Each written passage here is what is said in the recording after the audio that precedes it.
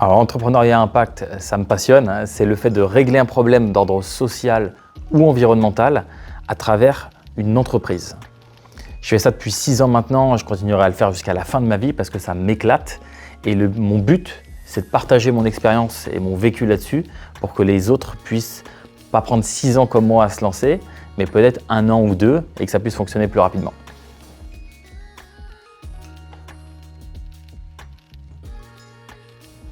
Alors, j'en ai pas découvert de meilleur pour l'instant. D'avoir une entreprise qui gagne son argent toute seule et qui du coup en fait est indépendante et qui a la capacité de passer au niveau mondial hyper rapidement sans avoir à demander d'autorisation ou de subvention ou d'aide à qui que ce soit. C'est le meilleur moyen que je connaisse pour être indépendant et vouloir faire avancer le monde dans le bon sens sans avoir de barrières.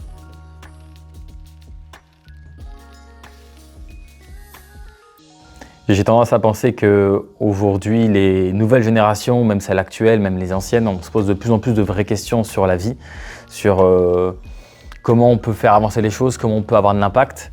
Et je pense que plus il y aura d'entrepreneuriat à impact, plus on verra des solutions qui émergent, plus ça va donner envie à des gens d'agir. Parce que je pense qu'on est nombreux à vouloir faire des choses, mais pas savoir comment faire. Et l'entrepreneuriat impact me paraît une hyper bonne réponse. Donc, c'est une tendance de fond parce que plus il y aura d'entrepreneuriat impact, plus il y aura de personnes qui auront aussi envie d'agir à travers ce levier-là.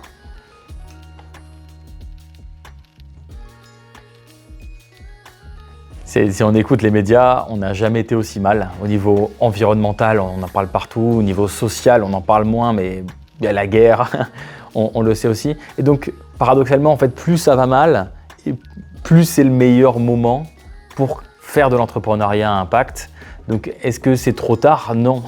C'est justement le moment où il faut se lancer, où il faut qu'on commence à parler de solutions tous ensemble et arrêter de parler des problèmes.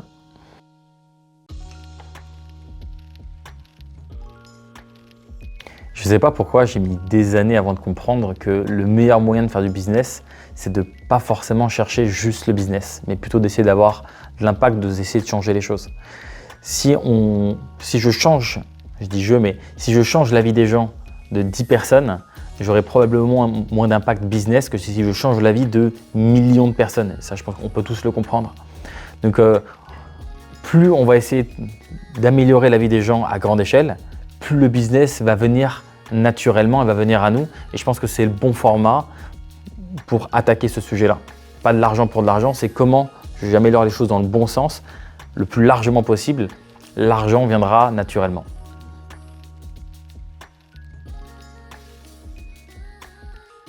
Je pense qu'on nous a toujours appris à faire un choix depuis petit. Est-ce que tu veux avoir de l'impact et donc être mal rémunéré, ou est-ce que tu veux être bien rémunéré mais avoir moins d'impact? Et on a tous un peu ce choix à faire depuis tout petit qui est très difficile. Et j'ai tendance à penser qu'en fait, on peut relier les deux. Et j'ai même essayé de le prouver. Et que, alors oui, c'est plus difficile de faire du business quand tu fais de l'impact, en tout cas au début.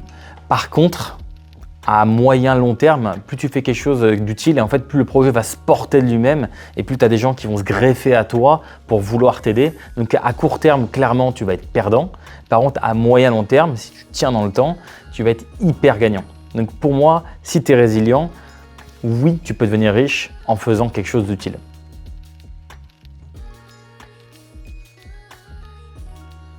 Est-ce que c'est trop tard pour l'environnement? Non, je pense clairement pas. Est-ce que l'environnement va mal? Oui, clairement. Mais je pense que le vrai sujet, c'est plutôt de se dire, est-ce que les actions qu'on nous donne sont les bonnes pour l'environnement? Est-ce que consommer un peu moins d'eau? Est-ce que faire attention à son chauffage? Est-ce que tout ça pour l'environnement, c'est bien? Oui, bien sûr que c'est bien, mais est-ce que c'est suffisant? Est-ce que moins prendre l'avion, c'est suffisant? Je pense pas. Je pense que ça règle le problème sur la forme à l'instant T, ça réduit les problèmes, mais ça règle pas le problème de fond. Est-ce que le problème, c'est vraiment prendre l'avion, ou est-ce que le problème, c'est plutôt comment on fait pour pouvoir se balader en avion sans détruire l'environnement? Est-ce qu'il y a n'importe quoi, un carburant qui est complètement bio et qui ne détruit pas l'environnement? Donc je ne pense pas qu'on règle le problème avec des privations, je pense qu'on règle le problème avec de l'abondance, en trouvant une solution qui marche bien pour tout le monde, pour qu'on n'ait pas le sentiment de se priver, et qu'au contraire qu'on puisse en profiter, mais sans déglinguer l'environnement. Et ces solutions, elles existent. C'est juste qu'elles ne sont pas utilisées.